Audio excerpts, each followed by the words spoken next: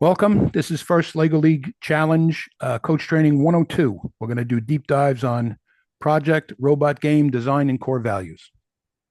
I'm Frank Larkin. I'm the First Lego League Director for Mid-Atlantic Robotics. All right. We'll go over this real quick. Who's First? First is a global organization that runs FIRST challenge events around the world. First Mid-Atlantic is a 501c3 that has an MOU with FIRST to run competitions in PA East, New Jersey North, and now Delaware. First, FMA FLL is the first Lego League program run under First Mid-Atlantic, and it covers PA East, New Jersey North, Delaware, FLL regions. I'm Frank Larkin. I'm the FLL director. And I'm the PDP for PA East. Ernie DeSico is our New Jersey North PDP, and Joanne and Wayne Morton are the PDPs from Delaware. Sorry about that slide. I don't know why it did that. Good night. Okay. So what is an FLL team? Please mute yourself if you're going to be talking to someone. So you can go to FLL Challenge Team Info. I've gathered all kinds of information and links from all over the place that are pertinent to what we're doing. Coaches required reading is under that. Team required docs, FML participation and registration documents, all kinds of things under there that will help you be aware of what's going on. Your table. This is a table, 8 by a 4 by 8. Works fine if you build it and leave it right on the floor. You don't even have to put it up on sawhorses. Anytime you go to an event, they'll be up on sawhorses. You can build it with 2 by 4 sides or 2 by 3 sides. I recommend you build it with the 2 by 3 because it's lighter, but realize that if the robot is sticking over the edge of the 2 by 3, you might be in trouble if you're at a 2 by 4 table. When that actually happened, we had a team who switched with another team because they weren't going to have a problem. And that's okay. That actually is a reasonable solution. You can go to the FLL seasons page. It has all kinds of information. All of that is out there. And there's another one called the FLL season. Both of them are on the under coaches required reading on FMA FLL website. So judging. Let's talk about judging. We start with 3 judges in a room. We try to, if we can get more judges, that would be great. There are no experts. It used to be where there were experts in each section. Not anymore. All judges have the same sway to the outcome. Judging information is available on the FLL seasons page under challenge judging. It includes the rubrics, the flow charts, the awards. All of that is available there. And there are several changes in judging starting in 2024. Judges are looking to see if teams understand what they are presenting, not at a college level, but at a level that they can explain it and tell others about it. They want to know that they know what they're talking about or understand what they're talking about. Project judging solves real world problems. You really want to do a field trip, expert research. You should probably get, how many experts are important. If one team has 5 experts and you have 1, a lot of teams usually have 1. Go get a couple of experts. Get out there and do a couple of field trips if you can. Field trip, expert research. Go present to the community. If you can present it at a school or you present it at a fair that might be going on, come up with a solution. And it can be a very simple solution. It could be a very simple solution. But as long as you do all of the things to make it your solution, you're good. Sometimes people get too crazy with their solutions, and they fall short. You're presented to the judges. You're presenting for 5 minutes, and then there's Q&A for 5 minutes. Okay? Try to keep your answers short. so that you can have more time to talk to the judges. Wait a second, I went the wrong way. So you're going to create an innovative project solution. Sometimes the problem is personal to the team or a team member. Maybe they go, oh, I have this problem. This year it's a little different. Some teams go as far as creating a product. They actually create a product, which is interesting. And some people have actually patented their products. So you plan field trips, right? Organized so that professionals on the field trip can speak to the students. Even if you do a Zoom call, you could do a Zoom call with a professional. That would be okay too. Great team building activity. Encourage teams to ask questions and start thinking about the problems and solutions. Have them bring a notebook and write down in their engineering notebook what some of the ideas that came up. I sometimes told the kids that I actually had a couple of teams. Not everybody did this. I would tell them, put their engineering notebook by their bed. And at night, if they came up with an idea, sit up, write it down, and go back to bed. Okay, because sometimes you come up with great ideas that you lose because you didn't take the time to write them down. You want to reach out to local businesses, universities, and other organizations. Let them know what you're doing and see if there's any way they can help you.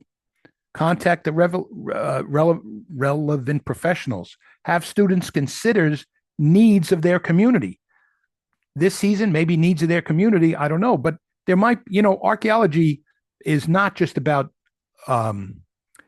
dinosaurs and history. It might be maintaining records inside of a town hall or something, or maintaining this, that, or the other thing for people who lived in an area.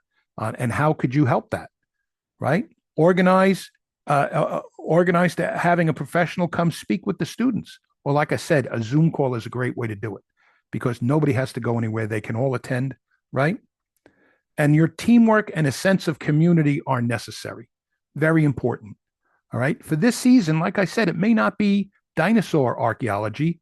It might be just keeping the history of the town and the people who have to, gather that information and keep it. They could be archaeologists. Okay. You never know. You look close. There might be some really cool things that are going on. I started to look, and there are some really cool things close by that you can go see. So what's your focus? Teams will be challenged to identify and research a problem faced by archaeologists and propose a solution. At your tournaments, judges evaluate how the team used the engineering design process and core values in their work. Okay? So you want to take an engineering, all right, how are we going to do this? How would our solution work? And even though it may not be a physical robot thing, it may be, well, how did we come to this decision? How did we make it work? That's what they're looking at. And as I said, go back and look at what those kids did 2 years ago, and you'll see exactly what I mean, how they handled it. All right. Steps to the project: identify a real world problem, learn from experts, create a solution, share and research your solution, share it with the parents, share it with the library. Tell people you're going to have a thing at the library. Maybe there's something they're doing there. Share with audiences that can benefit from the solution. Maybe you go present it. If it is something to do with record keeping or history within your town, that's certainly good.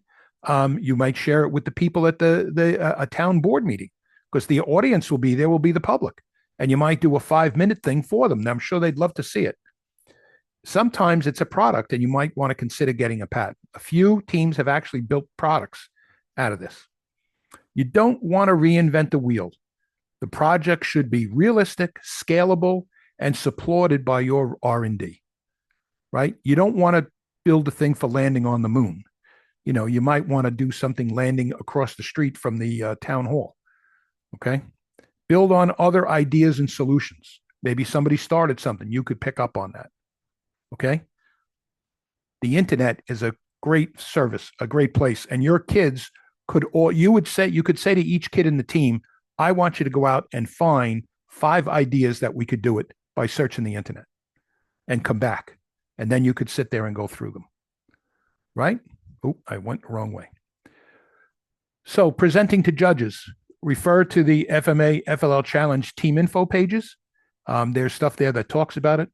Presentation, there actually first has a thing that is a schedule of what the half-hour session is going to look like. Okay, it's all available to you. You can get that, and you'll get an idea. Your presentation is 5 minutes, and it must be live. You can use PowerPoints or video, but no audio is allowed if you're from the video. Okay, you're allowed audio, you're allowed video, but kids have to talk over it. Okay, it would be real easy for a team to put together a real great video and use that as their presentation. It's not allowed because we don't know who did it. What we want is the kids to be able to do it. Must show the judges all 3 steps of the project are completed. Must show the project was relevant to the season's challenge. And we can't say this enough. We are telling you to strongly speak directly to the judge's rubric. Check out the team info, challenge info under creating world-class presentations. We start that discussion there. Try not to run over 5 minutes, okay? Because some of the teams go to 6 minutes. And what's going to happen is the judge at some point is going to cut you off. And that means you only now have 4 minutes of question and answer. So try to get your kids to get it to 5 minutes or just a little over 5 minutes. But it's very, very important. Now, judges can do Q&A for 5 minutes. They want to hear about your proposal, what it was. They want to hear about the potential solution and what is needed to make it a reality. If possible, they want to hear from all students. And I'm suggesting keep your answers brief. Okay. Now, there might be times when you have somebody on the team who's ADHD or has another problem or whatever. All you have to do is let the judges know. You might slip them a piece of paper just before they start. They'll read it and they will understand. They will understand that, maybe that child, they're not going to expect to talk much or whatever. We don't want to embarrass anybody. We want everybody to have a good experience. So we want you to just let us know so that the judges can handle it. Okay. The name of this is going to change. Innovative Solutions Award. What we do now in FMA, First Mid-Atlantic, is we look to all of the FLL regions that are in our footprint, and that is PA East, all of New Jersey, and all of Delaware. And we have them run, we have a new set of rubrics that does this, but it is a way for them to present their project on steroids, like the best project out there. We will pick from the different RQTs, and then we will have them back, and they will run and compete for this award from First Mid-Atlantic. Okay, there's going to be a lot more to come on that. The name might actually change, but there's more coming on that. Robot development tips. Consistency is going to be your biggest problem. Okay, it works sometimes at home. Will it not? Will it likely not work on the competition field? One of the things you could do, and it was really well. I won't talk about that. I'll talk about it. I'll talk about that in a little bit. Make sure your kids know where all the field pieces are within the field. Okay, the distance between the mat and the table walls is not required to be a fixed distance, although we try to get them up against the wall. All right. So when you're placing your robot on the field, you want to make sure that it's lined up on the mat, not necessarily touching the back wall. Okay. Because you're not sure that that's going to be accurate. All right. Make field setup the student's responsibility, including where the elements are supposed to be and any problems on the field before a round starts. You bring that up to the judges. You say, we think this is in the wrong position. And you can go to the head judge and say, we really think this is in the wrong position. Could you please look at it? There'll be a head judge there. A head referee, and you can get them and make sure it's done right. You may want to introduce variables during practice, bumpy mats, lighting changes, bumpy walls, and make sure that your robot can handle that. Okay? Now, what are the programming options? You can go look under FMA FLL team info.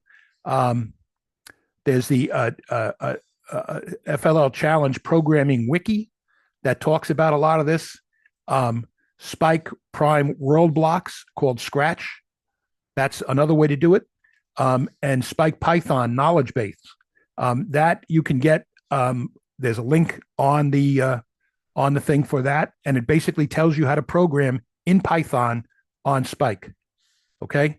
Now, if you have EV3s, which I don't think too many people have anymore, you can do Lego Mindstorms EV3, but some teams still have them. But that was done many, many years ago. So one of the things that I've done is put together a MAR toolkit, and I've put them together for the last 5 years. No, 22 to 25. The 22 to 24 suite is for EV3, 22 and 23. Spike is in all of them. And the 24 version of Spike was actually pretty good. It was used by a bunch of teams. The 2005 Spike Python is available on GitHub. It's also under Team Info. You can go in there and find it. Everything is available. There are plenty of presentations to show you what's going on. If we go back to the previous thing, see where it says gyro drive. That's telling me I want to drive 50 centimeters at a certain speed, at an angle of 0. Okay. And you notice the third one in minus 180 degrees, minus 270 degrees. You can't do that with blocks, but with this you can. And I explain how it's done. Okay. We can talk about this during the weekly Let's Be Frank. I'm familiar with both blocks and Python, so you'll be able to. This says 7:30. It's actually 7 o'clock. Ugh. Okay. I copied this up from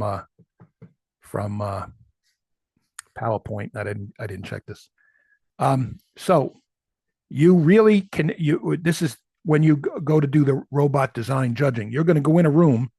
You're in the same room with the same judges. You'll do project first, then you'll do robot design. You could bring your robot and your computer, battery only, right, to the room if you need to. You could maybe to show them code. You can't. You're not going to have time to do anything. There is no competition table in the judging room. If you want to show them something, you could put it on the floor and show an example of it doing something. But you can demo cool features of, like, one of the things is with the gyro. You could play it. The thing would be moving. You can move with your finger, push the robot, and it'll go back to the angle that it's supposed to be on. Prepare to discuss the robot and the design process. Again, speak directly to each item in the judge's rubric. Check out the Creating World-Class Presentations. Okay? Again, 5 minutes. Make sure you try not to go over the 5 minutes. Make sure you understand, your kids understand what's going on, and we're going to talk about that in a minute. Judging Q&A is 5 minutes. Mechanical design, programming strategy, and innovation. All right, sample questions. And this is kind of important, right? Judges want to see if students understand what they're doing.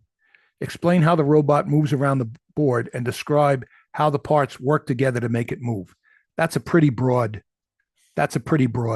thing. So you may want to try to figure out a way to answer that. If it's a 3-minute answer, you've just eaten up 3 minutes. How many attachments do you have on your robot?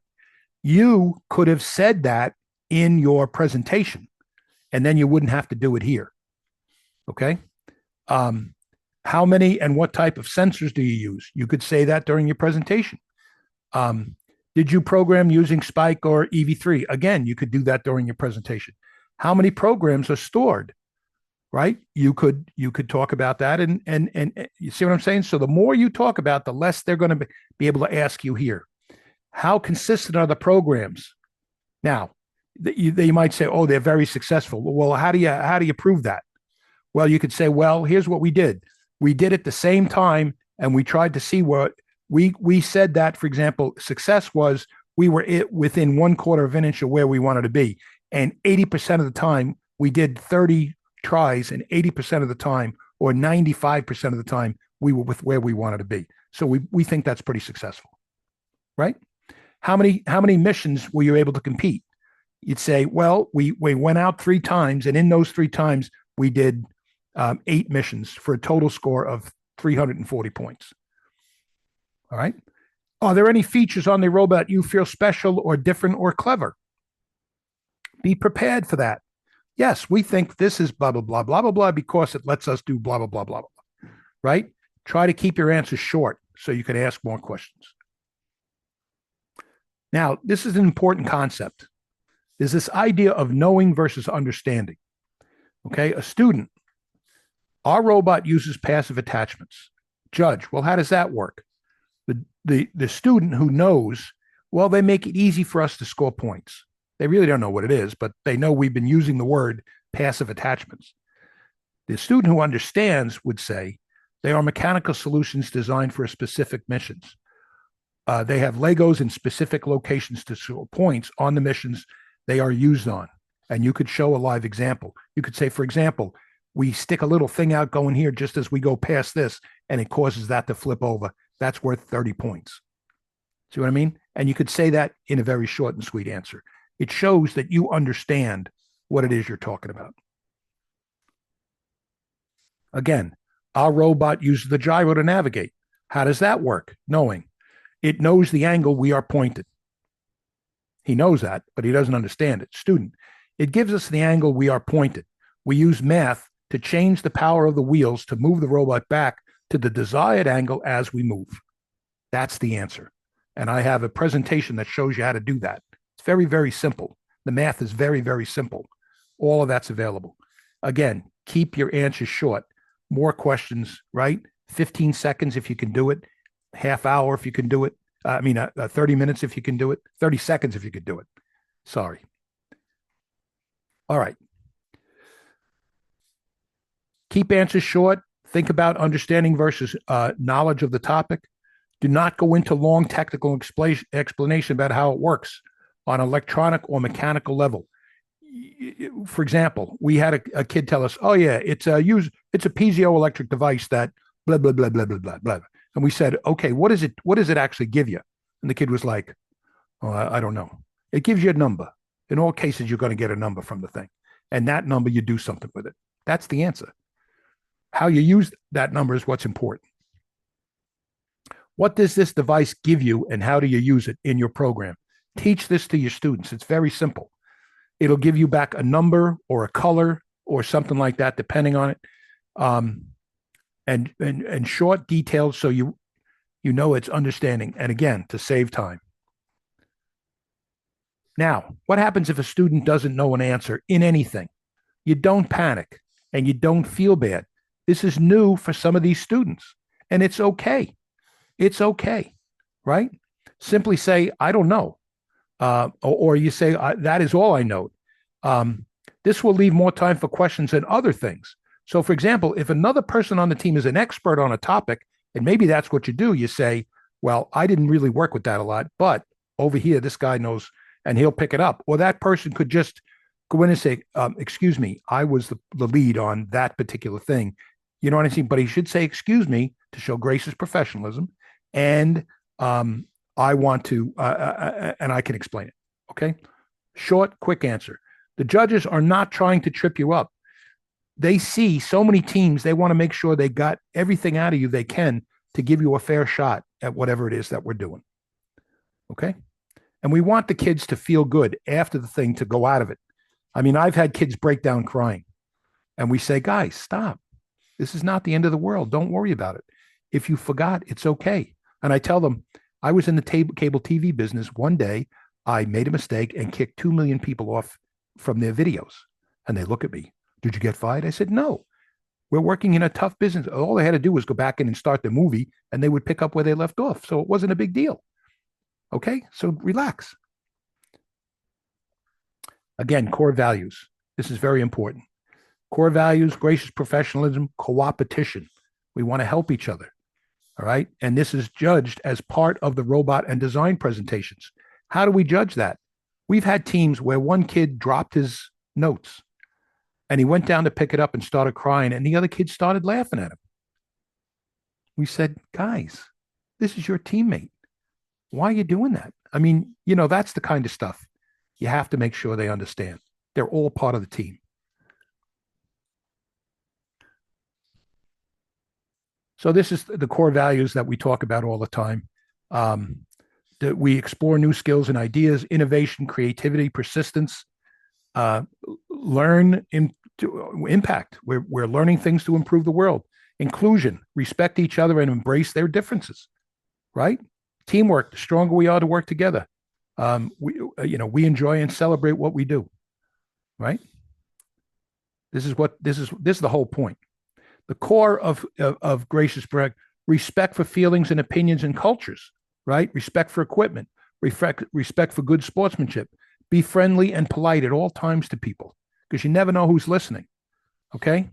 The good is just okay. These are kids, fun, physical pushing and shoving, other kid behaviors. All right, guys, knock it off. They stop tossing Legos at each other. Everybody does that.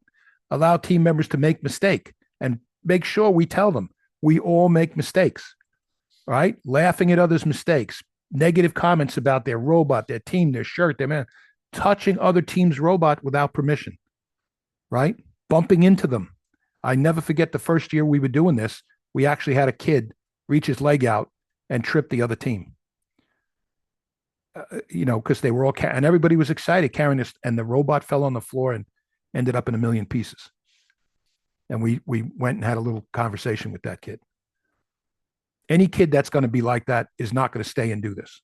And that's the kind of kid you offer them the opportunity. But if they can't take the opportunity, then they can't be there. Co-opetition, right? Once you've mastered a skill, you teach it to someone else so that everyone can do better. You wouldn't believe it how many times we'll show you my Python code. We'll show you this, especially when you get up in the big game.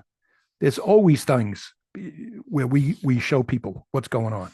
Sharing is part of, you might share a pod or a battery charger, all right, or another just to help the other team to come out and play. That's co-opetition. Okay, I've talked a lot. It's 8:48. That's not too bad. Any questions? Make sure you get off mute. I have a question. Go ahead. So this is my first year coaching, and the first year I'm doing First Lego League at all. So it's new to me.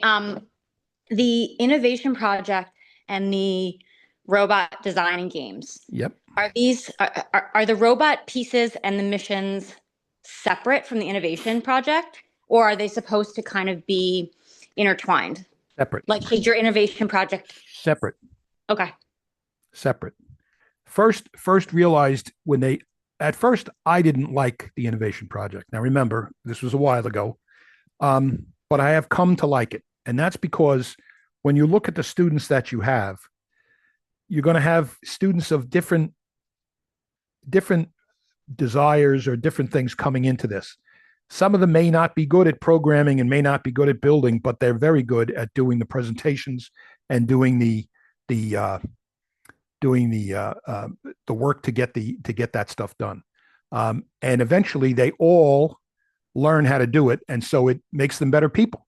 It is one of the only times that I see it. Sometimes you'll have something which is just an innovation project, and other times it's a robot thing. But this puts them both together, and it's turned out to be probably one of the largest programs like this around the world.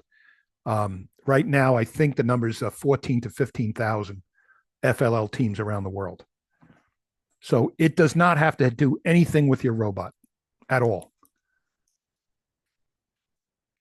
Are there teams that somehow make them connect? And if they do, is that beneficial in any way? No, absolutely not. They're completely different. Completely different.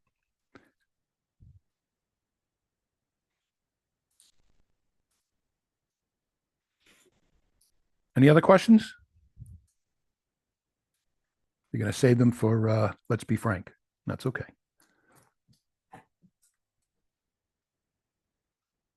All right. If that's it. I have a question. Go ahead. I have a question about, the positioning stuff you were showing. This is our second year. We really struggle with the robot game, and the team is kind of like it's my second year, but a lot of kids are all new. Um, Go ahead. and so can you share, or is it a better time to talk about this on When you Thursday? say positioning, what does that mean? You were talking about using Python or to get better locations for the road. Go to Team Info, Mm-hmm. Challenge Team Info, and Mm-hmm. there's some videos there. There's two videos, one about testing your Mm-hmm. Python code, and then another one, I forget what the other one is. Go watch those videos.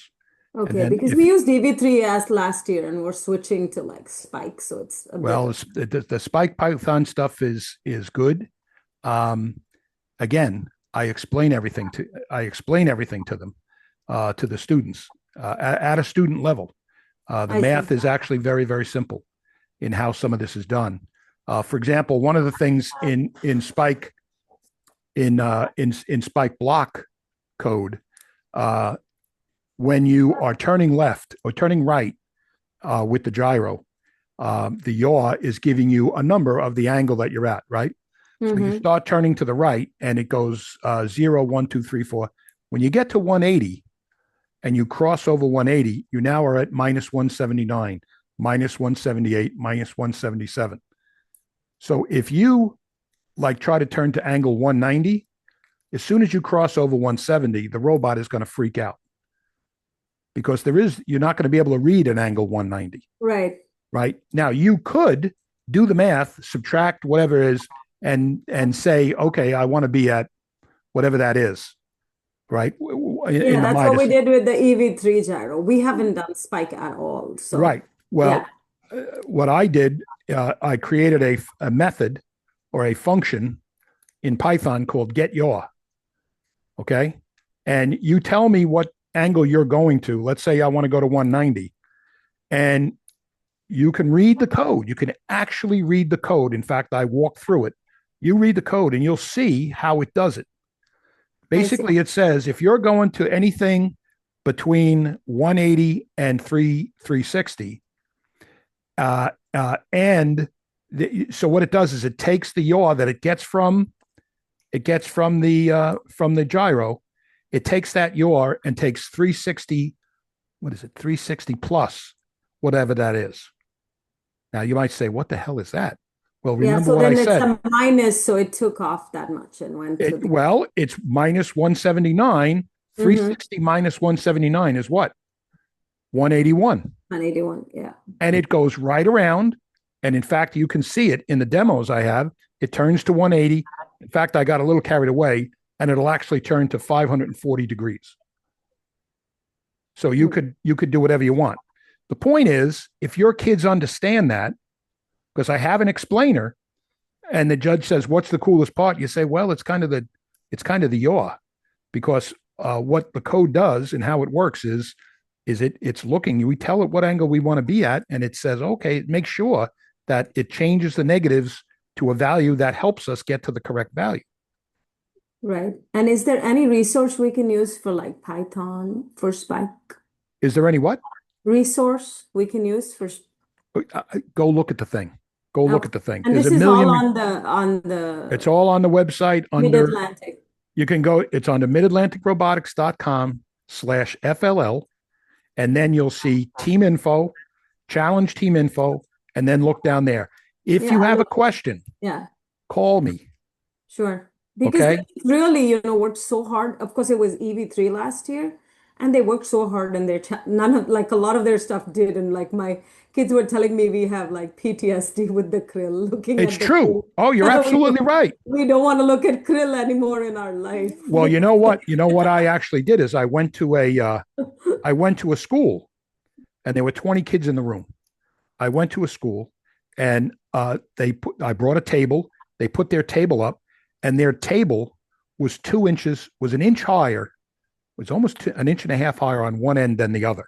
Yeah, our might be too. It's been Right. And if you don't have gyro, you're not going to be able to do that. I put my stuff on there, not my Python stuff, my block stuff. I put my code on there, and it still ran perfectly. It ran perfectly. Yeah, because That's they be, shouldn't feel like they're doing something wrong or there's some mumbo jumbo that they don't understand. It's technical, so they should know what they're doing wrong and how they can but that's at least why I have the answer. presentations. It explains it all. Yeah. It explains, you know what? It's really, they don't understand it. Agreed. But okay, now they do. They explain it. Here you They've go. been they've been struggling. Like, why isn't it working? And why does it do whatever it does on the competition day? And I'm Well, like, then that's the kind of stuff you have to, but trying it and seeing it and watching what's going on and being very meticulous about how you do things. Like if you have a robot and you're not using the gyro to keep it going straight, anything, a little piece of garbage on the mat is going to kick you one way or the other.